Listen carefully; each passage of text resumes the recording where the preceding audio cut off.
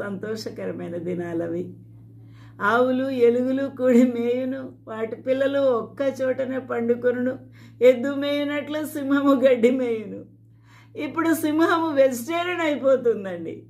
ఇక మృగాల్ని చంపదు, ఎటువంటి ప్రాణహాని చేయదు. And the cow and the bear shall feed, their young ones shall lie down together, and the lion shall eat straw like the ox. ఈ యొక్క ఎద్దులు ఆవులు ఏమి తింటాయండి? గడ్డినే తింటాయి. ఇప్పుడు ఈ యొక్క సింహము కూడా గడ్డినే మేస్తుంది అని దేవుని యొక్క గొప్ప వాగ్దానము, ప్రవచనం. పాలు కుడుచు పిల్ల నాగుపాము పుట్ట యొద్ద అట్లాడుచు మిడినాగు పుట్ట మీద పాలు విడిచిన పిల్ల తన చెయ్యి చాపును. పాము వద్దకు వెళ్ళిన బిడ్డలకి ఏమీ జరగదు.